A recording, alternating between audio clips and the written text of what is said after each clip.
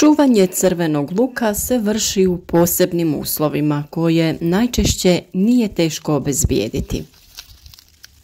Period čuvanja najčešće traje od berbe pa sve do narednog proljeća, pa čak i ljeta, kada dospijeva novi luk. Iz tog razloga je važno da parametri u skladištu, temperatura i relativna vlažnost zraka budu optimalni. Redovitim pregledom u ovom periodu možemo primijetiti da su pojedine glavice crvenog luka zahvaćene procesima truljenja. Brojni su faktori koji dovode do pojave truleži glavica luka, a sa preventivom se započinje još u vrtu. U ovom videu pričati ćemo o skladištenju crvenog luka i razlozima zbog kojih dolazi do truljenja u toku čuvanja. Na našem kanalu imate puno videa vezanih za uzgoj voća i povrća, pa ako već niste, pronađite korisne informacije koje će olakšati vaše vrtlarenje. A ako još uvijek niste zapratili naš kanal, možete to napraviti klikom na subscribe i na taj način podržati naš rad. Kada je u pitanju čuvanje crvenog luka, zdrave glavice su ključ uspjeha. Kako bi se glavice crvenog luka duže očuvale u skladištima, trebamo proizvesti zdrave glavice. Veliku pažnju treba posvetiti agrotehničkim mjerama u proizvodnji luka. Luk se sadi na isto mjesto nakon 4 do 5 godina kako bi se spriječile zaraze iz zemljišta. Crveni luk je kultura koja dolazi nakon biljaka koje se intenzivno gnoje, posebno stajskim gnojivom, kao što su na primjer paradajz, paprika ili patliđan. Najčešće proizvođači prave grešku i preintenzivno gnoje luk dušičnim gnojivima. Ova gnojiva smanjuju mehaničke karakteristike tkiva. Tkiva su puna vode i zbog toga su takve glavice podložnije truljenju.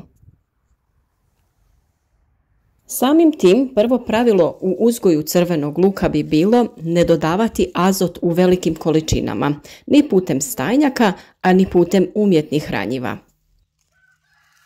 Za vrijeme uzgoja treba obratiti pažnju i na navodnjavanje, zaštitu od bolesti i štetnika.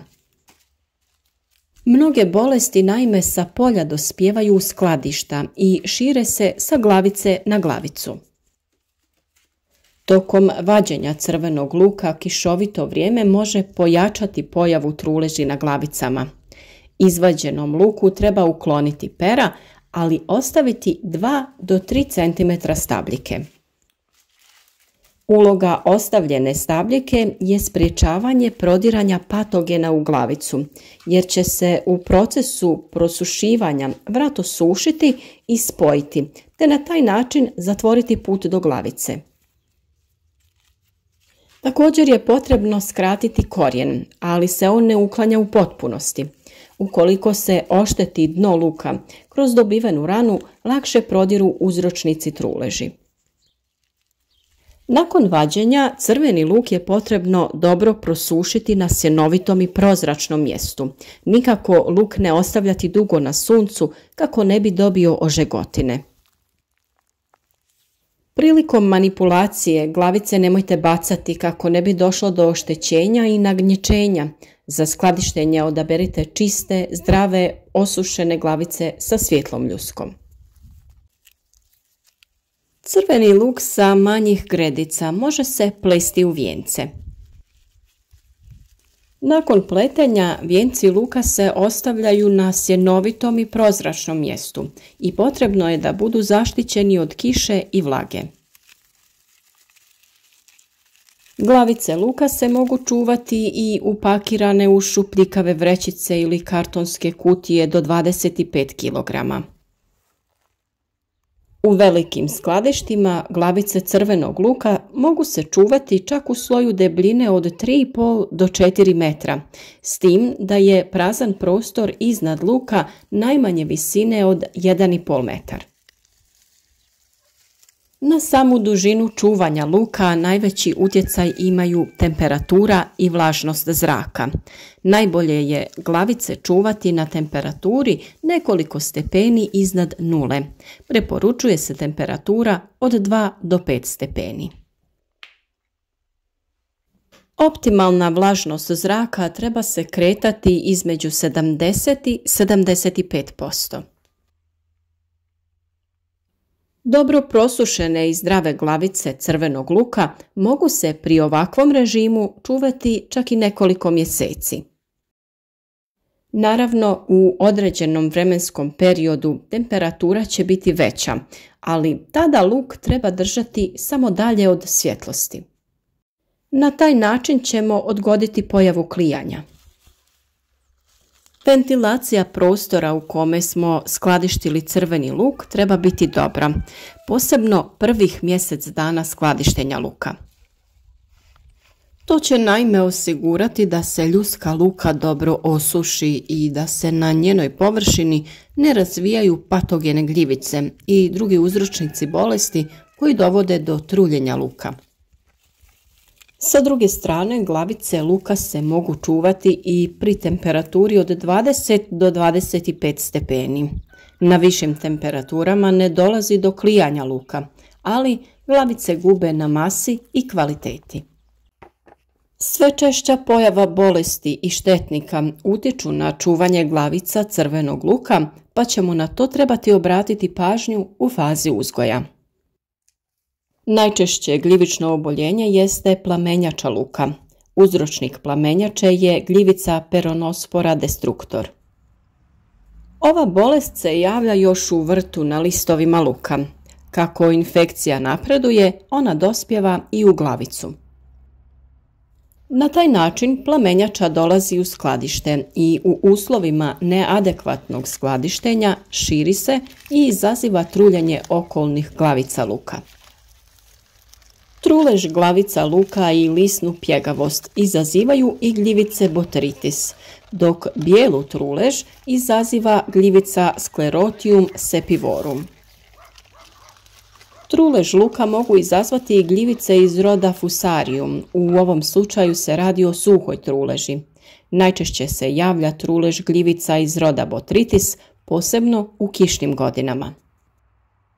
Sve ove navedene gljivice oštećuju ili čak uništavaju luk prije berbe, ali zaražene glavice su potencijalna zaraza i u fazi skladištenja. Sušenjem glavica smanjuje se djelovanje ovih gljivica, ali povećanom vlažnošću zraka i većom temperaturom u skladištu moguć je ponovni razvoj gljivica. Za zaštitu luka od gljivica koriste se hemijski preparati, ali i neka ekološka sredstva o kojima smo pričali u našim videima. Čest uzrok propadanja crvenog luka jesu i kukci, a najveću štetu radi lukova muha. Lukova muha, Hilemia antica, pravi kanaliće kroz glavicu koji služe kao ulaz za mnoge gljivice i bakterije, koje će na kraju dovesti do truleži luka. Protiv nje se borimo u ranoj fazi uzgoja luka, a kako se to rješavamo ovog štetnika, pogledajte na linku koji ćemo staviti na kraju videa i u opisu ispod videa.